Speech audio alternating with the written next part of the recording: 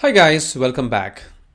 So today, after almost 9 lectures, we are here on 10th lecture where we're going to talk about BDD with Specflow. So I have already talked about BDD with Specflow a lot. I mean a lot, that more than I guess more than 30 plus videos are covered exclusively on the BDD with Specflow. So in this video or following videos, I'm not really going to be covering about the BDD with Specflow in a complete detail like how I covered already that series. So I don't really want to duplicate that effort, but this video and following few videos I will be covering about the BDD, especially in terms of how you can use the BDD with C# .NET Core and how you can seamlessly use it or effectively use it for the automation using BDD Specflow and the changes which happened in Specflow in recent past.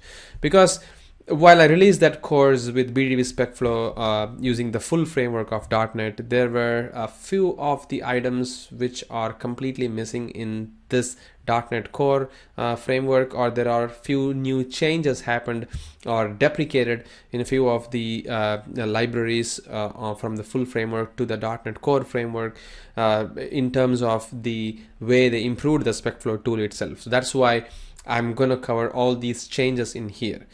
In my advanced series, or if you are watching this video from advanced series, you might notice that some of the things on the course itself is kind of obsolete. So those things you can actually literally leave it if you see these videos, because those details are already covered from this videos. So you don't really have to go through the obsolete way of working. Probably these videos should well enough cover all those details. So the first video today we're going to talk about is the setup of the BDD with Specflow, like how you can actually do that with Specflow in Visual Studio 2019 and how you can use that with the .NET Core library. So all these things, that is what we'll be seeing in this video, and next video we'll see how we can write the simple, super simple BDD Specflow code. That's it. That's what is the scope of this video, and a couple of videos just going to be covered on BDD Specflow, especially to address some of the pain point which team are facing, and also the people who are facing while they watch my videos earlier. And also I'm really, as I told you, that I'm not going to be repeating that whatever I have covered before. I'm just going to focus on the scope of BDD with Specflow on the .NET context, like changes and what are the changes which has happened. So there is not a drastic change happened, but yeah, few of them happened, and we need to address those details. That's what I'm actually going to be covering in this video and a couple of videos on BDD Specflow. So let's get started. So if you are pretty new to this BDD with BDD concept itself, and once again I can quickly go through that. BDD is especially a test-driven development based development, and it aims to bridges the gap between the QA and the business analyst, not only QA and business analyst, but also between the QA and automation engineer, and QA with developers, and developers with business analyst, and something like that. And BDD is very popular because it's like a plain text, and it is supported by many different tools like Cucumber, JBehave, Specflow, and RSpec, and things of that nature. And even the recent Micronaut or the Spring Boot, they all support the BDD heavily. The reason being, this BDD concept is really, really good, and a lot of companies are really using it. And Gherkin is the actual language specification which drives this whole BDD, because that actually tells you that this is the business domain specific language that you need to be writing in this format, like given, when, then fashion, as you can see over here. This is how you should be writing the code, and all these things are called as Gherkin basically. But this Cucumber or Specflow or RSpec, these are the tools which supports this Gherkin language specification and enables you to write the BDD coding standard. So that's what is Gherkin is all about. So there are some questions came to me from students like you asking what is Gherkin and what difference does it makes between Cucumber and Gherkin. If you see, Cucumber is a tool, Gherkin is a language specification. all the tools like Cucumber, Specflow, NUnit, sorry, not NUnit, RSpec, all these tools does need to follow the Gherkin's specification to show that this is the feature file with the background scenarios given when then steps in it. So they need to follow that. That's what it is. So Cucumber is a tool, Gherkin is a language specification. Like Visual Studio is a tool, C# is a language, something like that. So there are some major advantage of BDD versus traditional testing, as you can see on this slide, and this is exactly what I have covered in the first video of BDD Specflow. You can go ahead and watch in that series. I can put the link on the description below. You should be having all those details from there. All right, so now the first thing which I'm going to do is I'm going to start installing the BDD, the Specflow within Visual Studio, and we'll see how it actually works. So I'm actually going to go to the Visual Studio, which is the code which we have been writing. But before that, I need to check in this code because we have not checked in the code for a pretty long time. And you can see that once I go to the changes, it shows me all the code changes which is coming through over here. And because we have not added the git ignore, it just brings me up all these objects and bin folders as well, which is not quite right way of doing it. So I can just undo these changes and I can just undo this changes as well. So maybe we can add this as ignore these local items, and these are the pages which I have added. So added code till pom commit sync, and we can push this code. So now this code is going to sit on our GitHub repo with all those changes that we have made so far, which is quite good. So now we're going to start working with the BDD. So as I told, for working with BDD, all you have to do is you need to create a structure, something like right click and then add a folder called as feature. That is the first requirement of Gherkin specification as well. And then you need to create a folder called as steps, where you're going to hold the step definition files or the step files. And then you need to create a feature files within this particular features folder. But now the question comes is, where do I install this this Specflow if I have a new Visual Studio altogether?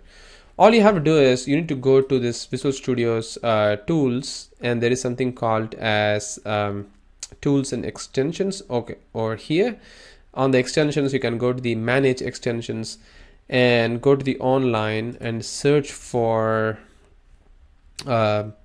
Specflow.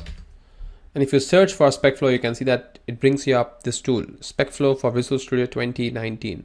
So you need to install this guy. And since I have already installed, you can see that there is a tick mark coming there, which means I have already installed. So I can just leave this as it is, and I can start creating a Specflow from here. So once you install that, you need to reboot your Visual Studio and things will be ready for you.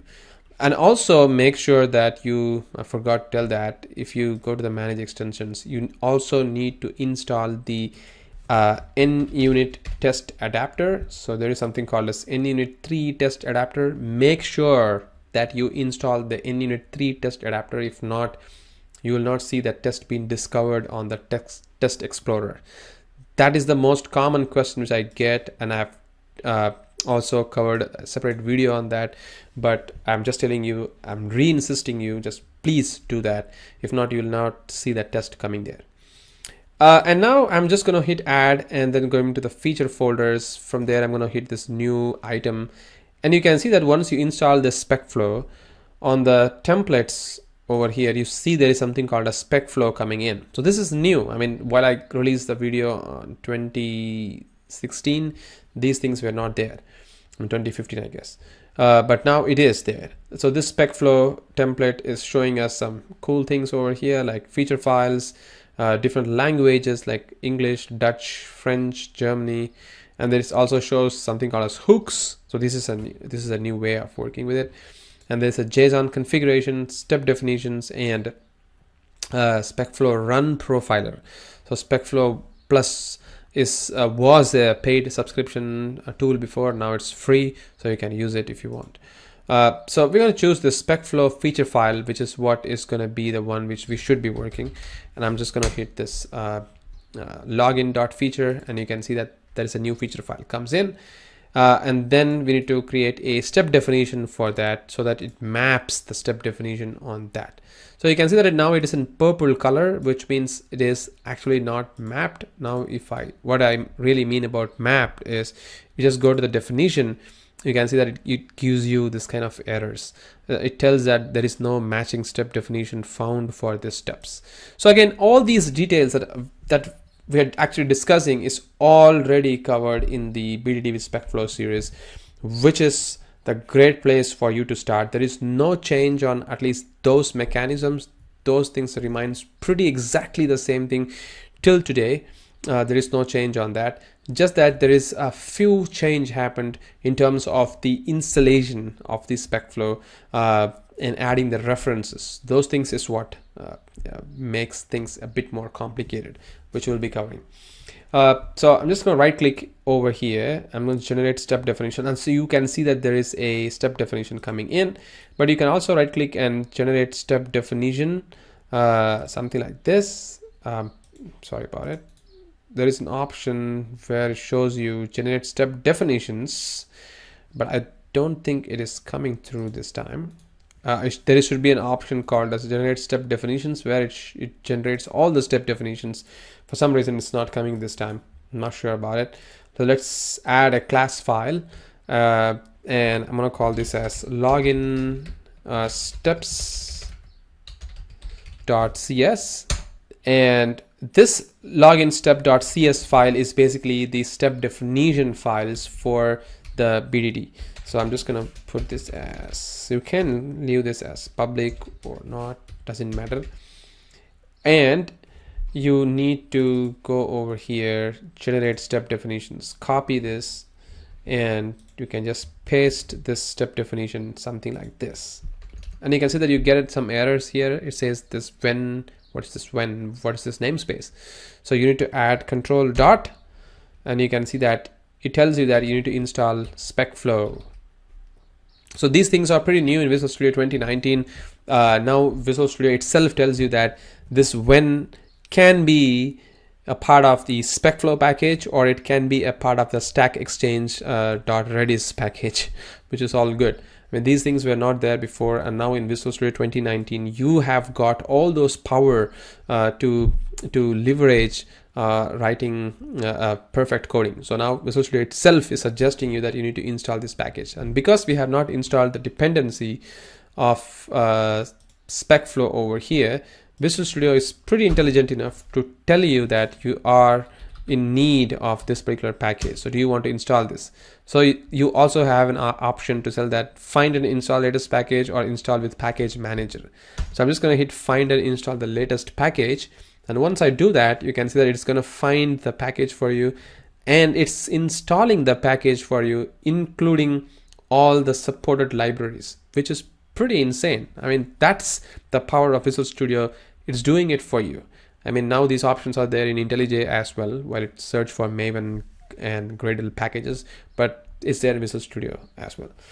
Cool. So now that you can see that this package has been installed, now if you go to a feature file, let me just do a save, and if you go to the feature file, you can see that this guy is still in purple color. There is no change on that color. The reason being, this particular step definition class file needs to be bounded with Specflow. So this bounding happens using this attribute called as binding. So if you have this binding attribute, then if you go here, do you see that this guy is now in black color? Over here, this is black because this is now binded. So if you just do a control, and if you just do a control, or maybe F12, so minus function F12. So if I just do a function F12, you can see that it takes me up to this particular step definition, which is pretty good. So this is happening because of the binding happened between the step definition and the feature file, which is pretty good. So this is how you can actually do that for you. But now you can see that the test has not come yet on this particular test explorer. If you try to build this solution, you don't see the tests coming through over there. This is a common question people ask me, like why this test is still not showing the add to number test. We'll be discussing about that in our next video.